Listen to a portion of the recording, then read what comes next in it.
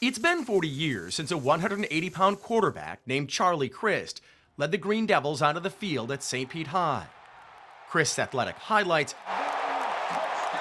may now be a distant memory, but the lessons Crist learned on Stewart Field remain. You know, it's a great field. Which is why a return trip to St. Pete High was a fitting location for our one-on-one interview with the state's former governor. Yeah, I started some games my senior year. Crist admits he dreamed of playing pro ball as a kid, even got some D1 interest before an injury cut his junior season short. And while his teams didn't win any championships, he says the experience taught him the importance of teamwork and working with people of all backgrounds. None of that mattered. It's just what you could do, you know, on your own merit. And, you know, could you run fast? Could you tackle? Could you throw the ball well? It was all based on that. And it taught me how important that was. A belief that eventually prompted him to leave the Republican Party.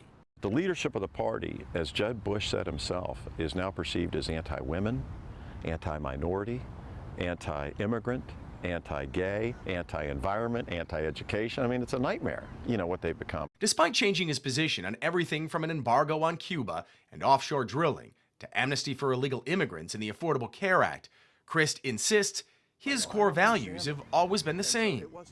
Even when it comes to the issue of same-sex marriage, Crist says he's always been a live and let live kind of guy. It's very straightforward. I mean, I was a Republican, and I was trying to be a good teammate to that club, right?